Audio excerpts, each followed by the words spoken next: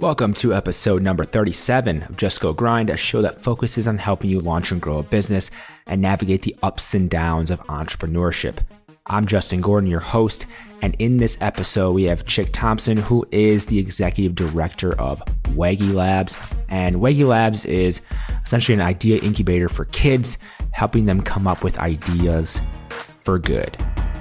And WagiLabs combines curiosity, compassion, and courage to build these kid entrepreneurs, or kidpreneurs as they call them. And Chic Thompson has had quite the career. He's currently a Batten Fellow of Entrepreneurship as well at Virginia's Darden School of Business. And throughout his career, he has done some absolutely incredible things. He's given thousands of presentations and talks over time, and he's worked with some amazing companies. And that includes the company that actually created Gore-Tex, which is an amazing material that has had a few different uses, but especially for clothing and as well as hospital beds. Now we found out more in this episode. But also Simmons Mattress Company, Starbucks, and Pepsi, Idea Labs with Bill Gross, and so many other things. And in this episode, we talk about his creative process, how Chic figures out new ideas and comes up with new ideas and then helps others come up with new ideas in their companies to be more innovative. He actually wrote a book on this called What a Great Idea. I think with HarperCollins, I think published it. And so many insights and takeaways from this episode. It was so much fun to record this episode with Chic. So thankful for his time.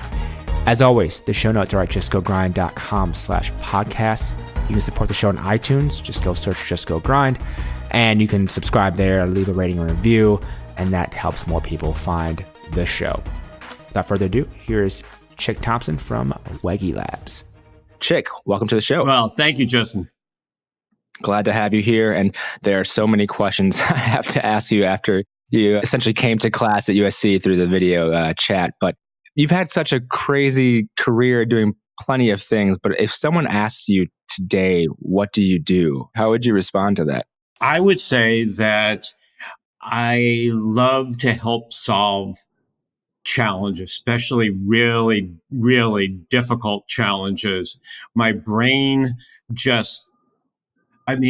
70 years old and having the life of being a severe dyslexic, along with various autoimmune challenges, I've had some pretty hairy challenges in my life, like failing second grade and then having and dropping out of college and then going on the entrepreneurial journey because I realized I needed to work by myself.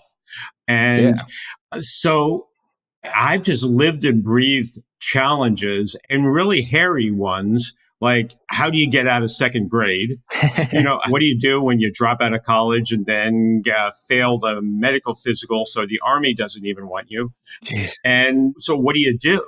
And so now looking at challenges that my clients pose to me, like, hey, help us invent a new soft drink or a new mattress, or I do a lot of work with the Intel community and helping them identify patterns and try to see terrorists. Wild thing. Those are easy compared to how do you get out of second grade?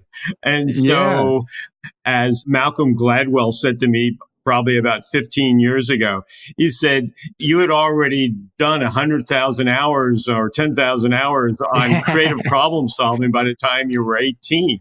And you're a phenom by then. It's just like, just give me more. So I love watching news shows because I don't read very well, but I love watching news shows and seeing the challenges that entrepreneurs are having out there. And I go, okay, well, what if you did this, this, this, this? And as my friend in Atlanta just brought me down to talk to his workforce, he has a startup, which is now probably about 7 years old, and now it's skyrocketing. It's called Cabbage. It's lending money. And as CNBC recently said, this is the group that is totally revolutionizing fintech. I mean, they are just growing leaps and bounds. And as Rob Frohwein, their CEO, said when he introduced me, he said, okay, this is the guy that helped me design this company. And we did it on a napkin.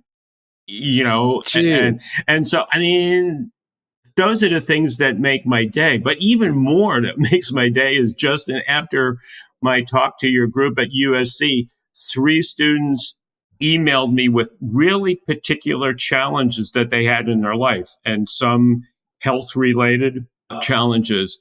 And I've been having a pretty wild email exchange with them. Say, well, what about this? What about this? Why don't we try this? And I love it. So Yeah, that's it's what makes exciting. my day. Whatever the challenge is, as long as it's wicked and no one has tried to solve it already, or hasn't been successful. So I don't want to repeat what someone else is doing. If someone said, God, I got this thing and I've been working on it forever, and okay. Yeah.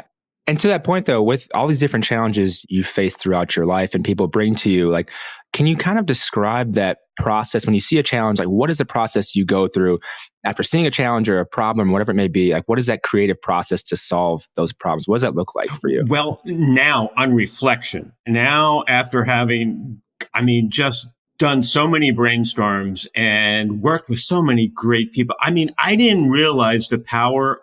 I've asked why all my life. And at 5 years old, we ask it 65 times per day. And most parents then go and say, stop asking why. Well, my parents never told me to stop. So I just kept asking. And it wasn't until I worked with a Dr. Deming, who designed Kaizen and continuous improvement. And after I worked with him for a year, did I realize that he talks about the power of asking why, not once, but 5 times. You see a process delay. Well, why is that occurring? You get a response. Well, why is that occurring? Well, you get a response. Well, why is that occurring? And he says, only after asking why 5 times do you get to the root cause of your challenge. And I realized that's what I've done my whole life. I got my 55, my bones were hurting, and I stopped running marathons, and my doctor gave me drugs, and the drugs weren't working. I said, give me stronger drugs, and gave me opioids. And I get, oh man, I don't, I was getting worried about the opioids, and I gave up the running. I go, why at 55, I'm healthy. Why do my bones hurt? Well, I've got a bad gut. Okay, well, why would that cause problems? Well, you get malabsorption. Well, why would that be a problem? Well, some of the absorption is vitamin D. And if you don't get enough vitamin D and then you're a lactose intolerant, you don't get calcium. Gosh, could I have thin bones? Asked my doctor, and he goes, no, men don't have thin bones. They're naturally got stronger bones. If you're a female, I would be concerned about osteoporosis. And I go, well, I think I want a second opinion. And it turns out I have severe osteoporosis. And my doctor, when he saw the DEXA scan test, it said that at 55, I have the bone density of an 87-year-old man, and my back is starting to fracture. He just got tears in his eyes, and he said, I would have never seen this. I wouldn't have caught it. Well, I just sort of smiled. Well, thank God this is what I do for a living, because I think I just saved my butt.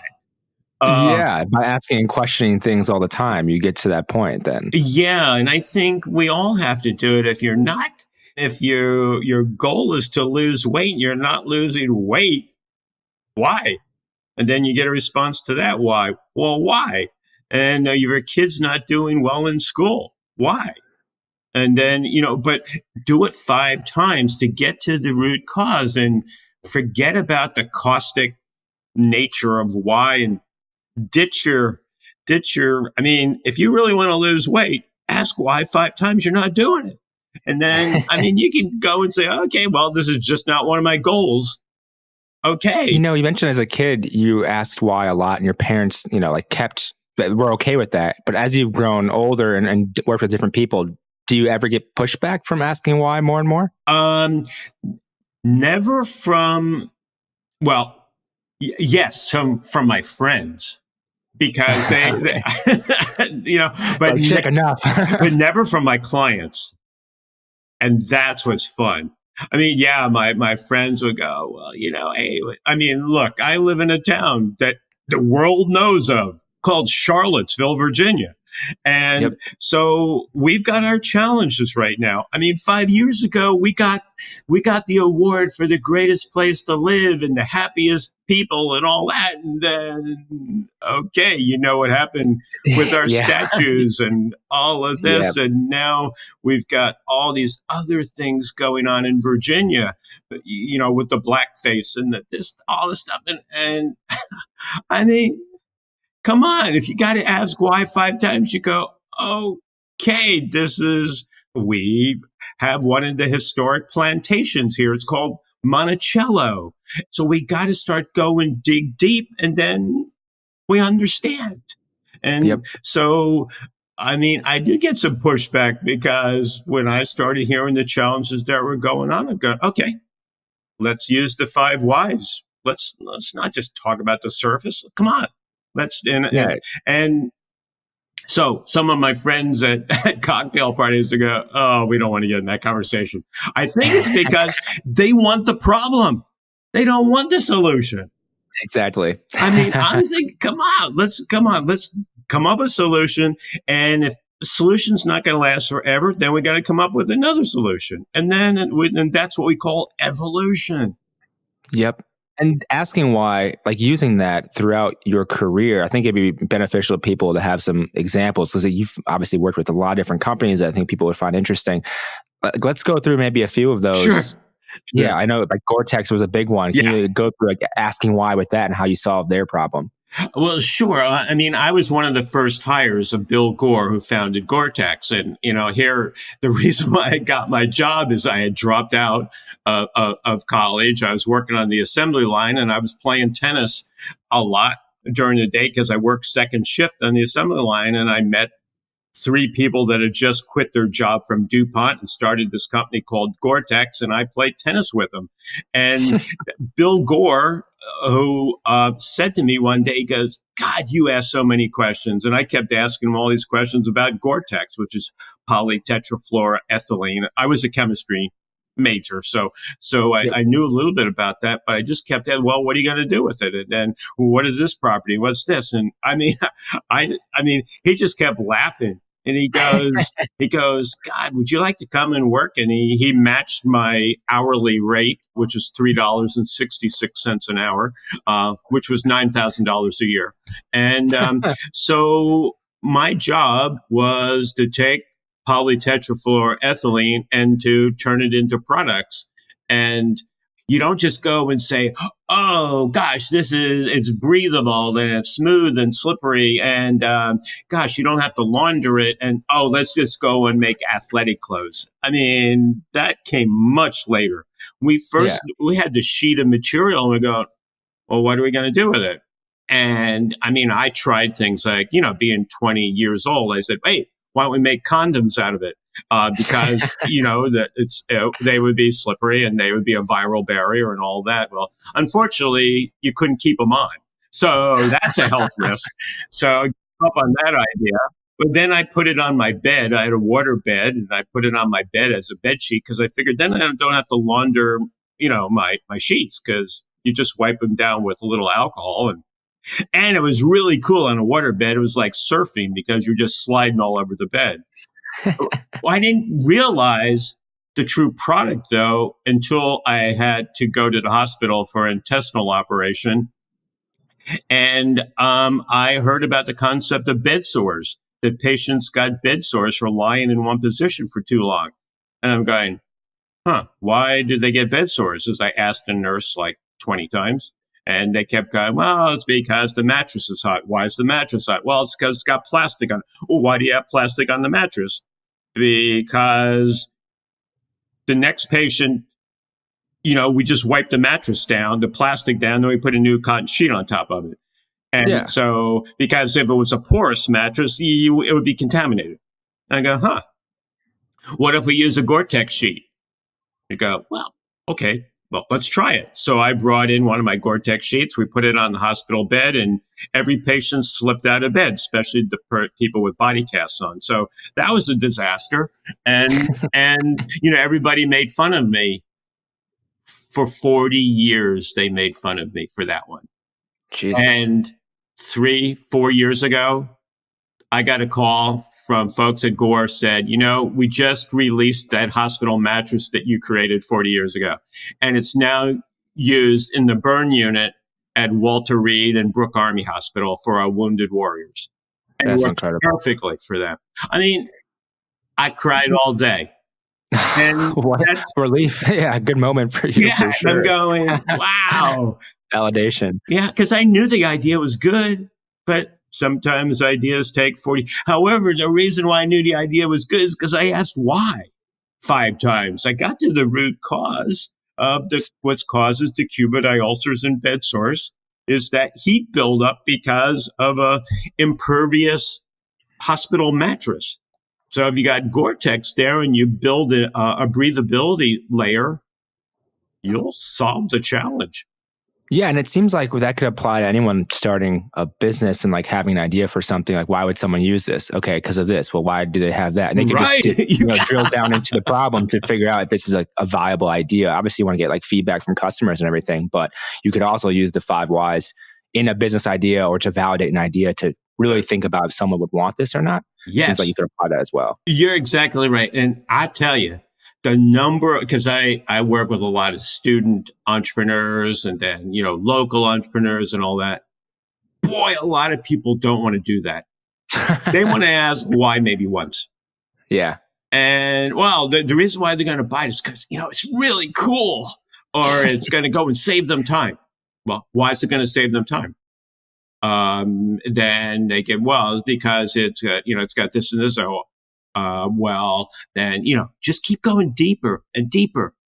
I keep saying, find out what's unique about your product or service you're going to offer. Because if you can find its uniqueness, then you don't have any competition.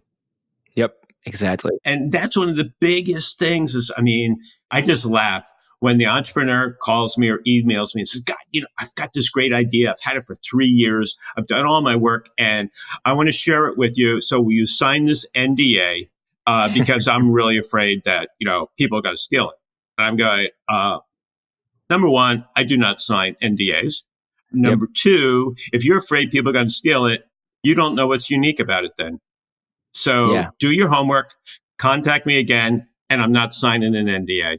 Because the reason I don't sign NDAs is then you're going to go and say, well, if you haven't figured out what's unique about it, I bet you as soon as I see it, I'm going to say it's similar to 3 other apps I've already looked at. Yeah, exactly. And then you're going to go, yeah, but you just saw mine and mine's so different than everybody else. Well, why is it different?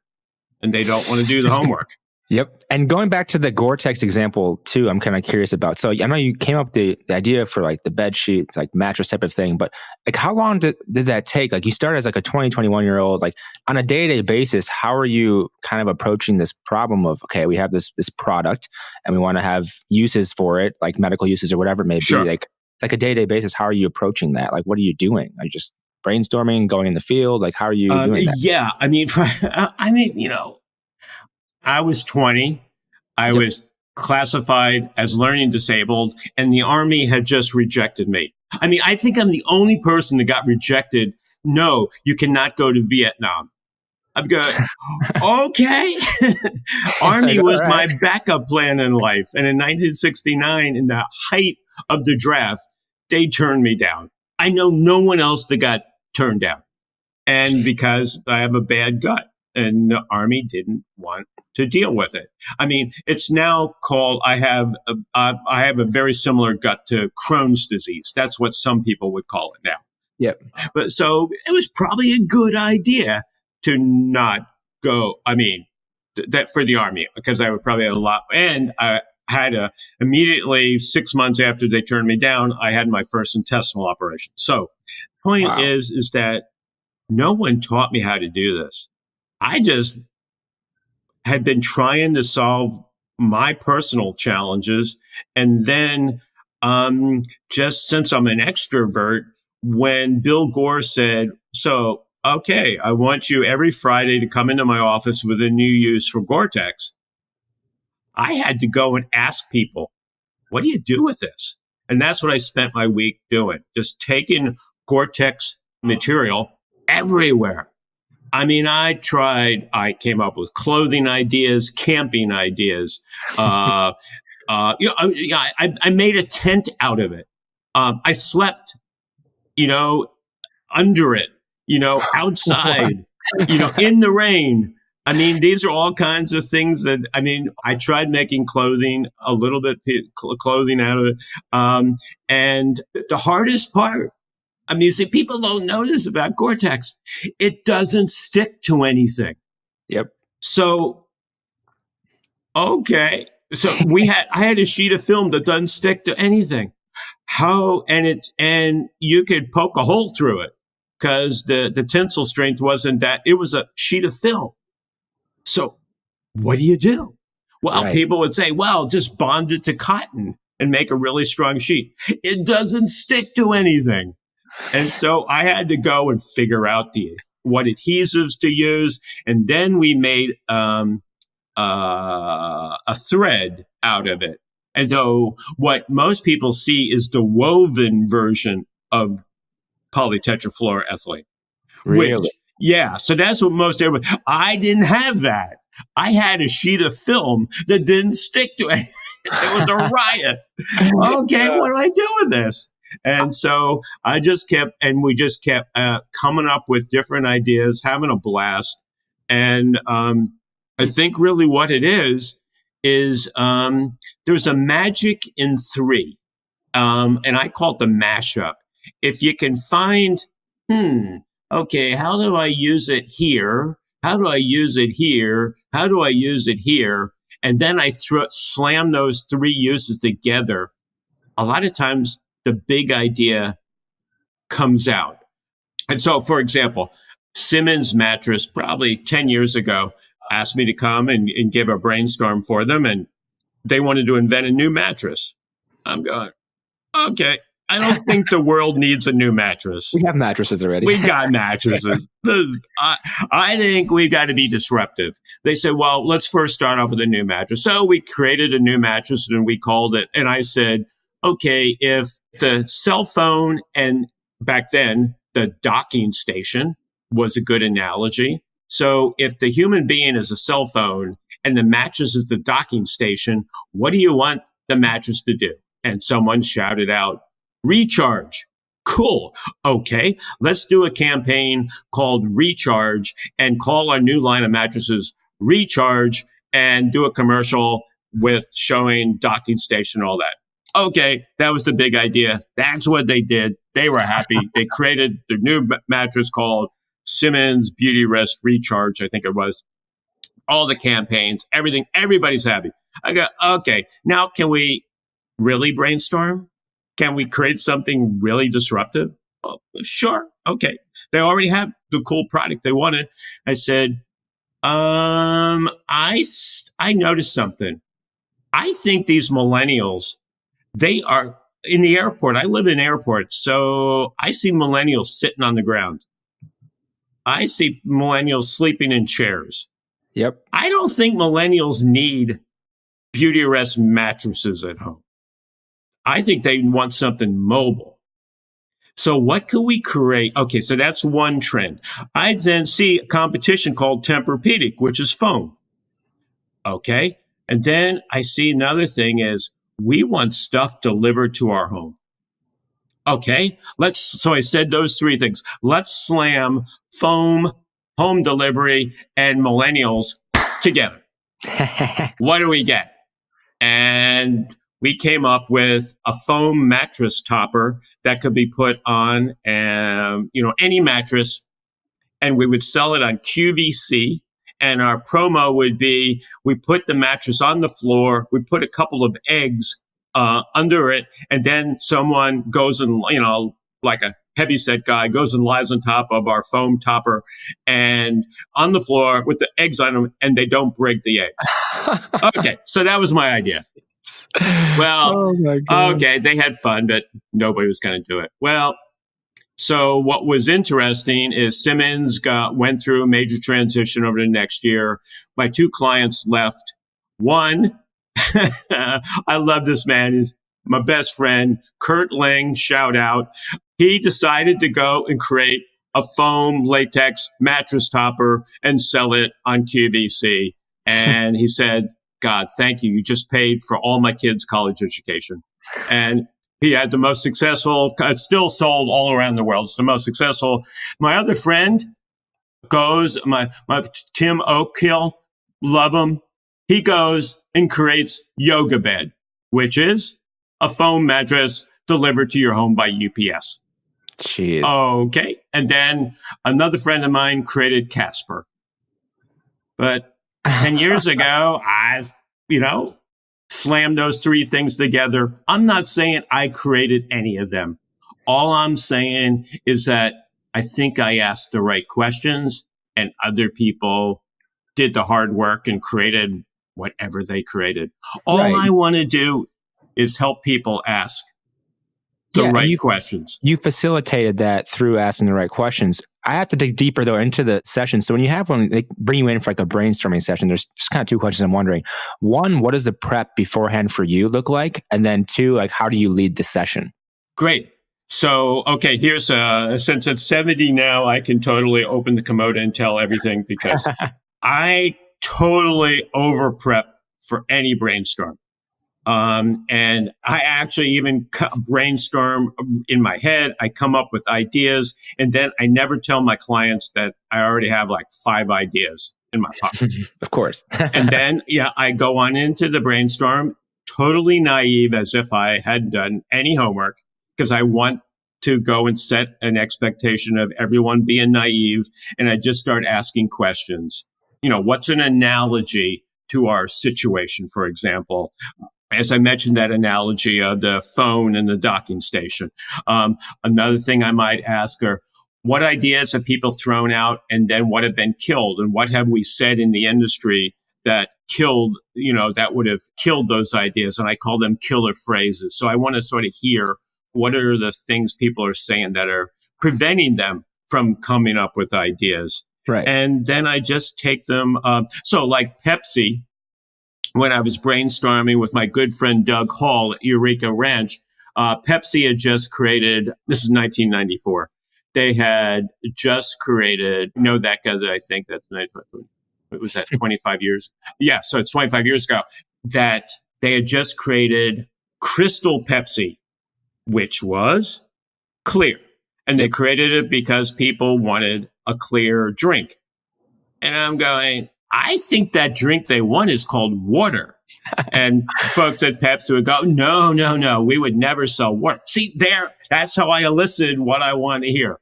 They would never sell water. Well, why would you never sell water? Because it's one of our components. It's our ingredients. We got bottling factories and we're really particular about our water and all that. Well, why don't you sell it? No, we don't think people really want that. That's for other people to, Springs and da-da-da-da. I'm going, okay. So, Crystal Pepsi was a bomb because it tasted like Pepsi, but it was clear. And I said, there's a disconnect. And they go, well, it passed our blind taste test. People really liked it. I go, well, you got a problem here. People don't drink soft drinks with blindfolds on. And you also can't use a blindfold to judge the color of a drink. Yes. You go, okay. And I laugh about it. I just sort of made it fun.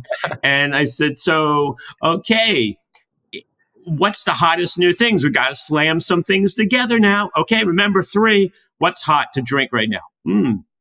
Coffee. Okay, what's really popular? Well, this new startup called Starbucks, where you actually go there, you pay $4 or $5 for a latte and you sit there for a while. Whoa. Okay. So coffee's hot, sitting there for a while. Okay. Keep going. So give me something else to slam together. And I'm not sure what yeah. Getting bottles in the store, chilled. They're just starting to offering some chilled drinks in the store. I think Coors Beer had just come on out with, you buy our beer, but it's always chilled and it's date coded. Yep. Whoa. So I'm going, date coded, chilled bottles in the store, Frappuccino.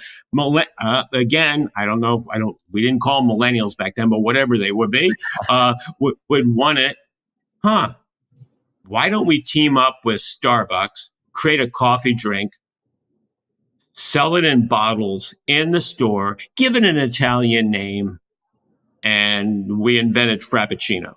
Okay. And see, people don't know that Frappuccino was first made by Pepsi. I mean, that's how I run Brainstorm. But my point is, they created it. Right. I just asked the questions. And that's why I mean, people go, you're crazy, get equity and everything, charge so much and then get a percentage. And I'm going, how would you ever calculate that? Exactly. And also, my clients would never buy into that. Because I did have one client. He said, okay, I want you to come out. Idea Lab, this California. Bill Gross was his name. Wonderful man. One of the most brilliant people out there.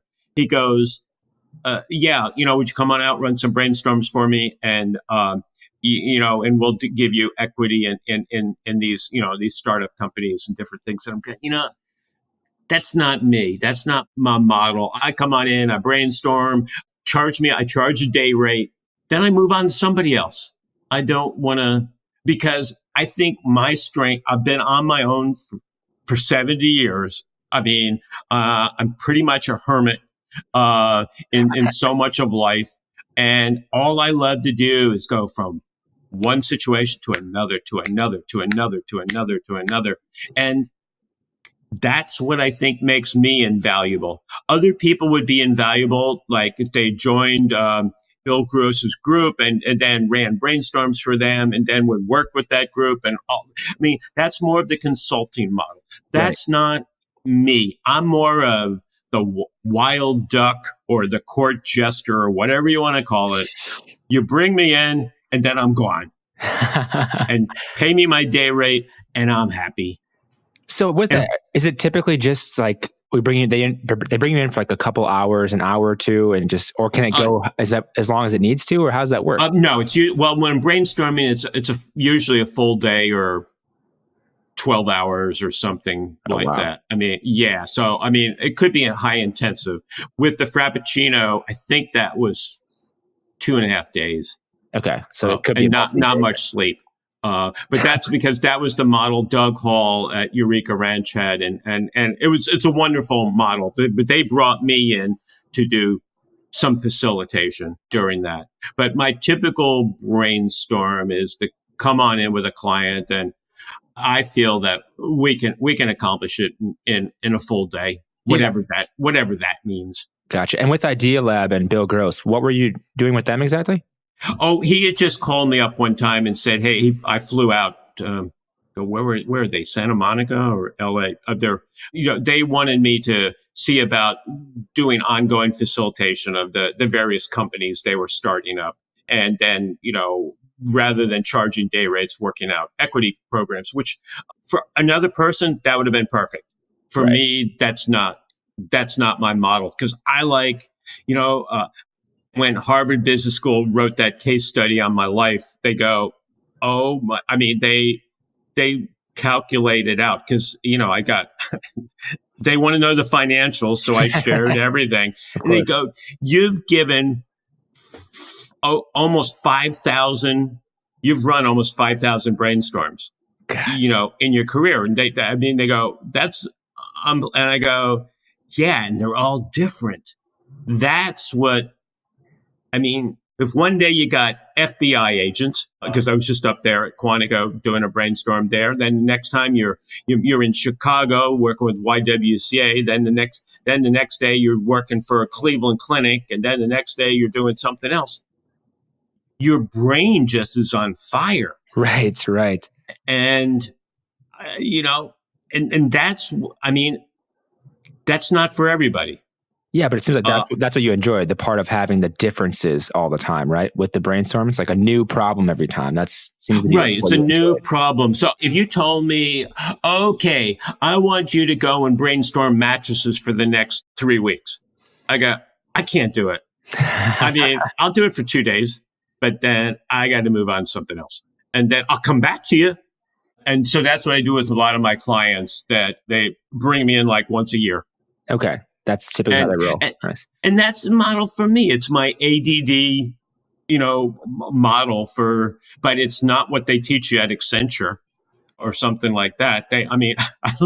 I've taught for Accenture, I did 13 years of teaching everybody in their strategic practice. And they kept telling me, okay, so what's the template you use? I don't have one. And then, so the first time I presented out there, they had a person sitting in the back of the room as I'm presenting all day. And she said, give me an outline of your presentation. And I go, okay. I wasn't allowed to talk. I hadn't given an outline. And then she comes up to me at first break and she said, you didn't follow anything in this outline. I go, no, I changed my mind because I read the audience. Right. And she goes, yeah, but how do I know whether you're good? I mean, I got to go and tell my boss that you followed your outline. And I said, I got an idea for you. What if you asked the attendees whether my session was valuable? That's a new way of evaluating a facilitator, I think. Seems obvious. Yeah. I mean, I go, don't put somebody in the back of the room that's checking a checkbox when it's creativity. Right. I mean, it doesn't make any sense. Yeah. So I taught that for 13 years. I mean, and that never again did they ever ask for an outline because I'm going, I always quote Einstein, who said he taught first and second year physics. And he said, in second year physics, when he passed out the final exam, the students would say, Dr. Einstein, we already had this test. You gave us last year's final exam. He said, yeah, the answers are different this year. That's the way I believe. Okay, if this was a podcast next week, next Monday, it would be different. It'd be totally different. If I gave the same thing, And that's why I love podcasting, because it's always different. Obviously, the guests are different themselves, but even I'll have a template somewhat, but then every guest has differences, and so it'll change week to week, which is so much fun. Oh yeah, and then you never know when someone's going to listen and what they're going through, but we will all make those connections. And what's fascinating that people will send me emails that go, I was there, I listened to your talk, and it was just the perfect timing for me because I was going through this or whatever. And I'm going, that's just being curious. Yeah. If you're curious, the timing turns out to be perfect. If you're not curious, the timing is never right. Yep. Exactly. It's curiosity that makes everything come together because your brain takes, I just heard this in a talk and I have this problem and I got this thing, and you triangulate and go, wow, there's a possible idea. Yep. And to that point, obviously you've gone through, there's so many ways to go about this, but I want to talk a little bit about your presentations that you've done and the TED Talk and everything else, the preparation and going into those types of things as well. What do you think makes for a good presentation? Because people who listen to the show eventually will either have to pitch investors or pitch themselves in some other type of way. So in terms of presenting or anything like that, how do you create an effective presentation? Connect emotionally. And Gladwell says it so well. He said, and most people go, no, that couldn't be true. Gladwell says that our first evaluation of someone is before they open their mouth. And I go, whoa, it's how you look so what I learned, it was fascinating doing my first TED Talk. They go, okay, we lined you up with a coach. I go, a speaking coach? Yeah. And I go, okay, I'll do a speaking coach. And the speaking coach said, I'm thinking, okay, so I got to really prepare this. And I go, okay, it's got to be 18 minutes. Whoops, I got a constraint there. Whoa. And so I go and give my rough talk to her, and she's sitting there in the school auditorium. This is the rehearsals. And she came up afterwards, and I'm thinking that she's going to say, hey, you must do this for a living, because that was okay. And she goes, it's good. I go, just good? And she said, yeah, your intention was wrong. I go, I don't even know what the word means. Because I don't use the word intent or something. She said, your intention was wrong. And I go, okay, help me. I don't know what you mean. She goes, who were you talking to? I said, I was talking to an empty auditorium. And I was trying to make sure that I finished it in 18 minutes. And she goes, correct. Your intention was to make sure you finished in 18 minutes. and you had the right number of slides and you clicked through it perfectly. And she goes, your intention needs to be to reach every individual in that audience and to give them a glimmer of hope because you don't know what they're going through. Right. I go, okay, can I do this over? Can I do it again? And I'm going to go and think of, a full house and relate it. And I did better. And she said, okay, before you go on, before you present, just ask the question, what's your intention? I go, wow. I mean, that is such a powerful thing before you go and present anything. What's your intention? That's great. And who are you trying to reach? And how do you want to move them? And the other thing I've thought, because I fortunately get emails from people after a presentation. I save them. I save everyone. I respond to everyone. And you know what? 90% of all of them say, thank you for being emotional.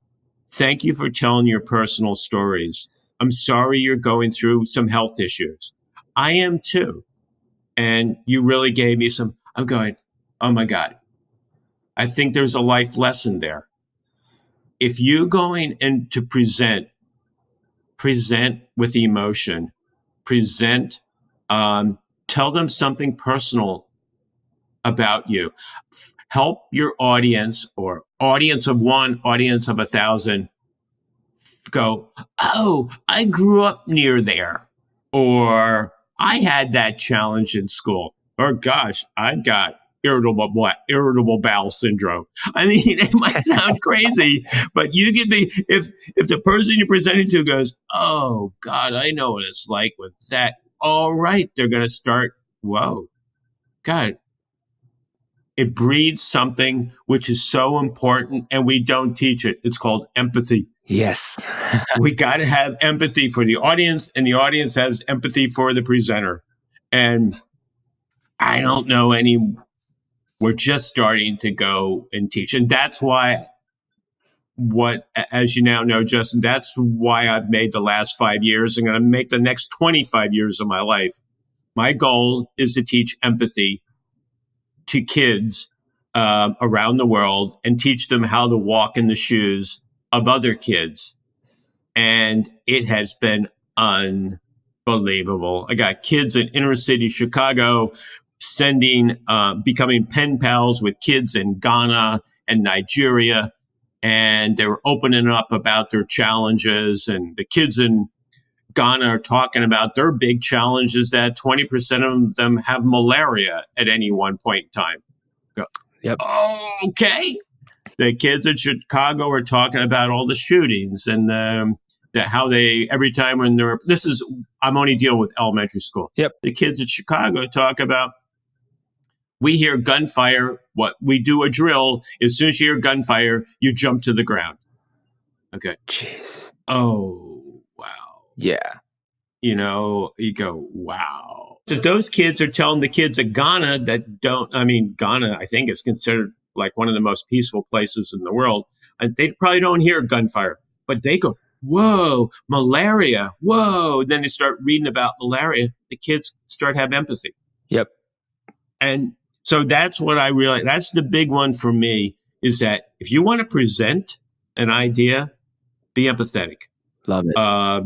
About your product, your service, and what the members of your audience are going through. I think will just make for a better communication. Yeah, I think that's very powerful, and having the empathy, because that's ultimately like you're trying to get them to come away with something, some feeling or some change, right? And if you just present some slides that doesn't really affect them, like how is that going to enact change? It's not, especially with that intention that you need. And one thing I just have to say quickly on the malaria thing, there's a foundation called Against Malaria Foundation.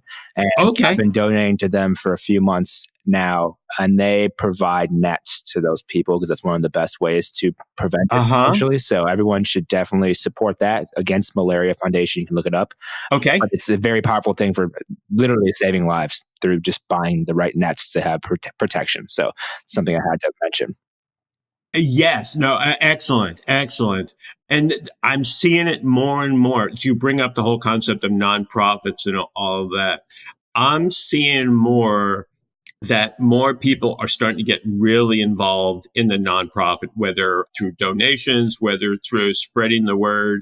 And so the empathy is coming around. And so I think when I look about working with someone, I mean, and I go to their LinkedIn page, first thing I go is I look at their volunteer component. Yeah. So how do they volunteer their time?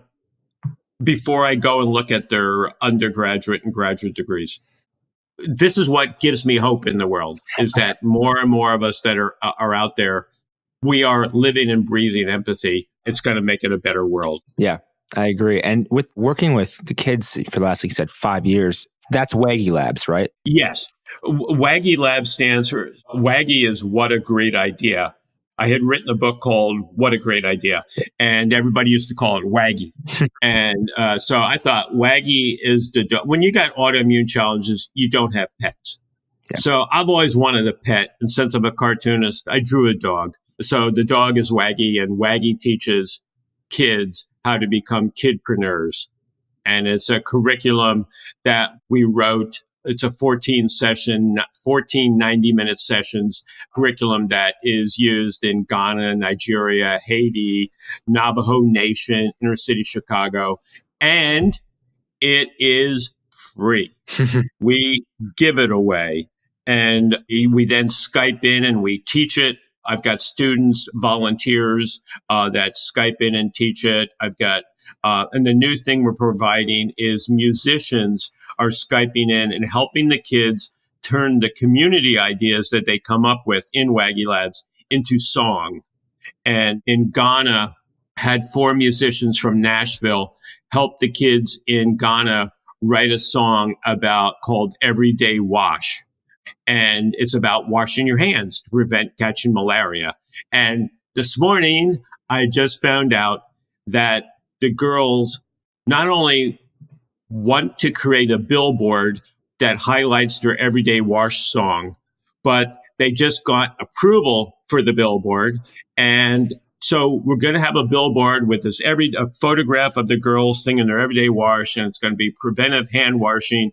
And they said, we can get all of it, and it's going to cost $300 to have the billboard built, photographs put on there, and all of that. Can you help us raise the money? So I just sent them $300. That's awesome. I mean, you go, okay. So, but I took that idea and I just emailed after that. I just emailed some of the other WagiLabs in the United States, and already one responded back, God, we're going to do a billboard, in our town where we're doing WAG. We're in some of the challenged communities. We're in Bristol, Virginia, which really is going through, it's a beautiful community, and Cumberland, Virginia, beautiful communities in Virginia, however, have some challenges there. Yeah. And so the kids are going and creating their ideas, and they're actually starting to present their ideas. Now, the new thing, I guess, we're going to be creating songs and music videos, and then we're going to start creating billboards. You never know what's next. But it's all about the kids. So can I finish off talking about opposites? Yeah. Oh, go for it. So, I mean, what I've realized in life, if you try to put a real pattern to everything about why did this happen? Okay, we got, whether thinking politically or whatever. I try not to think politically, but when you go, you go Republican, Democrat, you just going on and on, or you think right, left. Well, hey, opposites are really a powerful component. And we always swing a little bit too far either way when we're doing it. And that's okay, because as my friends that are cell biologists tell me, we are built on DNA, deoxyribonucleic acid, which is 2 interlocking spirals, or what we call the double helix. And I go, oh my God, we are composed of opposites. We're a right brain, a left brain. And my friend Dan Pink says the goal is to have a whole brain. Okay, well, you can have a whole brain as long as your right brain and your left brain work together. It's called fluency. And the way you get that is these are techniques I've used my whole life. And people go, these are really weird, but all I can say is they work for me. When I go grocery shopping, most people go grocery shopping, they have a normal way of walking through the grocery store. Well, every once in a while, I'll walk the exact opposite way I go through the grocery store to see if I can break my pattern. Yep. One day a week, I'll move my watch to my non-dominant, to my other arm. And then every time I look at my other arm to tell the time and I go, God, I'm an idiot. I looked at my wrong arm. I put a smile on my face. I move my kitchen utensils from one drawer to another every 3 months so that I'm constantly breaking my pattern. I use my mouse with my right hand for a week. Then the next week I use it with my left hand. And if I'm driving from Charlottesville, Virginia to Washington, D.C., I'll drive one route going up and another route coming back. And because what I'm trying to do is break my pattern. And I've learned that it actually works because I drew cartoons for a doctor whose technique saved a lot of lives, Dr. Henry Heimlich. So I was talking to him one day, it's called the Heimlich maneuver. And he said, you know how before he goes into surgery or something, how he gets into the present? He always puts his non-dominant leg into his scrub pants first. I go, that's brilliant. So then I had another friend, and this guy was a Cleveland Clinic plastic surgeon. He goes, my biggest challenge is I do breast augmentation. I mean, okay, this is wild. I'm not going to mention his name, but he just said, I do breast augmentations, and when I look at the final product after all done, I'm always going, they're not perfect. They're always a little bit. He said, what can I do? I go, start with the other breast first. I bet you have a pattern. You always start with this versus that. Yep. He called me up and he goes, oh my God, I did it. I started with the other breast and it worked. So all I'm saying is break your patterns. It doesn't matter how much of an expert you are in the field, break a pattern. Yep. Every once in a while, and it might make you more in the present. It might help you. So the way I break my patterns is I go and say, okay, it's the end of 2018, New Year's resolution. What are 5 things I will never do in 2019? And so I could tell you some of the things I've said that I would never do over the last couple of years is like I would never go to Gold's Gym and become a bodybuilder because I'm only 125 pounds soaking wet. Well, then what would be right about that? Well, it'd be good for my osteoporosis, but I wouldn't walk into a Gold's Gym because I'm too thin. And, that's just for muscle people. Well, okay. Well, what if rather than do that, why don't I go work out? I'm at UVA and I can go to UVA's gym. Why don't I go and work out at UVA gym and go and get some football players and athletes to be my partner? And because of, then I can be talking to them about creativity. They can be helping me with weight training. And that's where I go. And one of my workout partners is 360 pounds and I'm 125. And we chest butt after we do stuff, and we're called the fly and the windshield.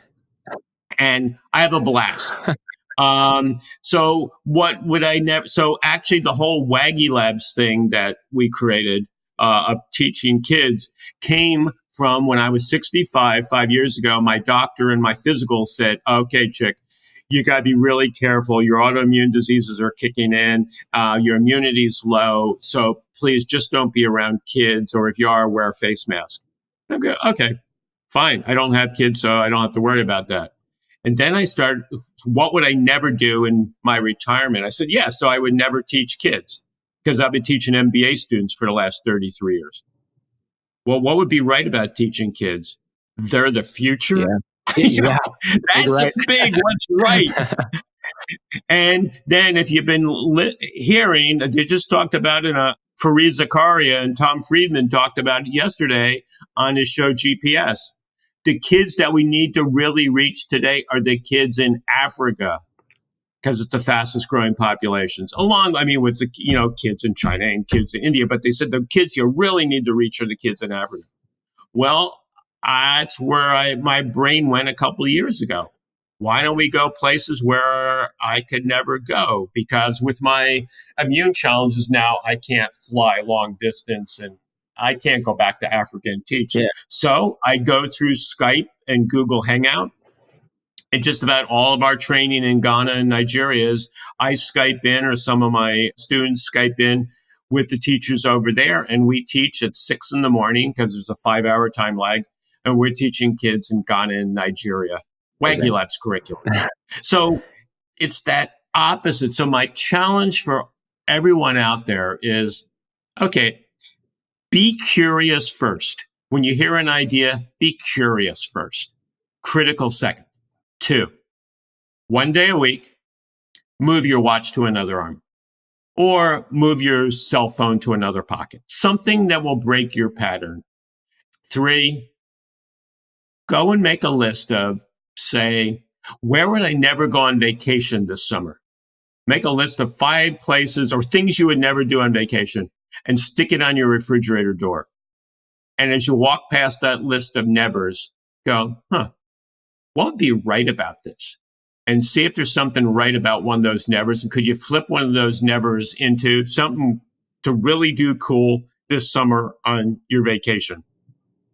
Because I think with those 3 things, if you are curious, if you understand about polarity and that ideas don't travel in straight lines, that you have to go out there and slam certain things together. Yep. And then the 4th piece would be, when you see a challenge, and practice it. If you see something on the news and you go and say, whoa, I just saw that news story. Why would this person do this? Don't just go, why would this person do this? Get a response. Then why would that happen? And then why would that happen? And it just starts you getting into the practice of getting to the root cause. And I think when we get to the root cause of things, we're not going to be so partisan and so digging our heels. We'll see. I mean, I want a TV show now that, okay, I'm going to go and talk about what I think about it, but I also have to acknowledge that what's right about what my opponent is saying. Right. I mean, I wanted the shows go, well, what's right about it? I mean, yeah, okay, this is one point here. Okay, so we want $15 minimum wage. Okay, I know it's right about that.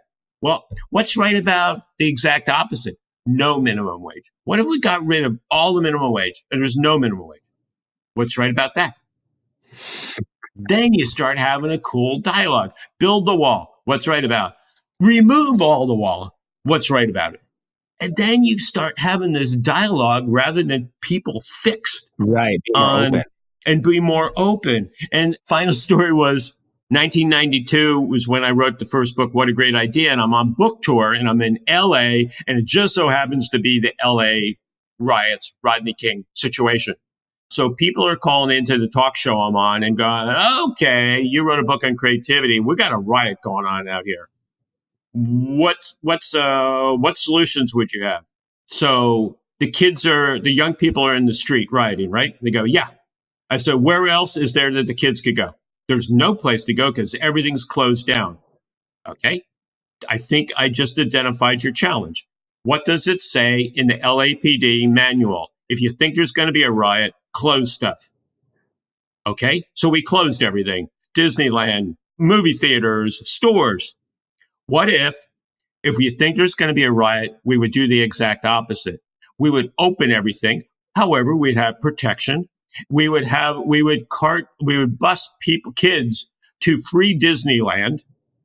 We would have them go to a Coliseum or the sporting event, and they would be able to get in for free and watch basketball play, whatever. Something. So I started playing with this, and who the next caller was? Someone from the LAPD. And I'm go, okay. And they go, could you come over and talk to us tomorrow? And I've been working for police now for 30 years. Wow. I'm working with Superintendent Eddie Johnson in Chicago. And you know what's going on there. And Eddie is the most wonderful man. And the challenges that they got going on in Chicago. And Eddie's the one that told me about the kids in the elementary school laying flat on the ground every time they hear a gunshot. And Eddie looked at me and just said, the answer to this is not in our police manual. Right. Help us Right. brainstorm. And he loves the concept of thinking in opposites. And so, I mean, all I'm saying is I took a risk by throwing out, okay, LA, I'm not from LA, so I don't really know, but I just said, I so much believe in opposite thinking and having good dialogue that if you go and say, well, what's the exact opposite? And then what's right about it? Then all of a sudden you start having this conversation. And the conversation to me is like improvisational theater. It's building off of the yes and rather than ending the dialogue with the yes but. Yeah, exactly. Chic, as you've gone through your career, I just one of these last one or two questions here. I have an idea of Sure. what it might be, but what drives you? I used the word intention. Because I've never used that word before, that the woman mentioned to me, my coach. Somehow it's the empathy and intention for the people that are there. I could not do this if it was talking to a computer. Yeah. I mean, maybe I could 20 years from there's an opposite. Okay. But I need to see, whether it be through Skype or whether it to be there live, I need to see and feel and get something that I know there's some challenges out there that need some solutions. And that's what drives me to try to help give them a possibility. Yeah. And the reason why I think that drives me is because I always leave more enthused and about humanity after every talk. Yeah. And the other piece is, if the hospitals have a pain scale of 0 to 10, with 10 being high. I live at a 5, and sometimes when I get my kidney stones, I'm at a 9, and then I get other things. But I can tell you, there is one time when I have no pain. There's one time when it's 0, and that's when I'm giving a talk. Yeah. And I don't know. I said God created that. And so therefore, that's how I know that I'm doing the right thing. And I'm not giving it up, because giving a talk for me is better than any drug that my doctors can give me. Yeah, that's amazing, Chic. Where can people find you, learn more about you, get in contact with you? Because this has been quite the amazing chat, I think. Oh, thanks, Justin. WagiLabs, WagiLabs, WagiLabs.org. We're a 501c3 nonprofit. They can Google that, or they can just plug in my name and they will see a TED Talk. And I just gave a talk for Google, so that one's on there too. Yeah, I'd be glad. I got fellow people that have some really unique challenges that want to be open and share, and don't ask me to sign an NDA about anything. I'm all open, and I will email back as quickly as I can. So I used to say my email was chic@whatagreatidea.com, but all of a sudden that got caught up in a lot of spam filters because people thought it was pornographic, I guess. I don't know. So it's woof, WOOF, at WagiLabs.org. That's probably the safer one, especially if someone works in a government and it has to go through any filters. Awesome. Thank you so much for the time today, Chic. Really enjoyed this chat. You're more than welcome. Thank you. Thank you so much for listening to this episode of Just Go Grind. As always, the show notes are over at justgogrind.com/podcast. And you can support the show over at patreon.com/justgogrind. And please leave a rating and review over on iTunes. It does help more people find the show. Hope you enjoyed this episode. Have a great day.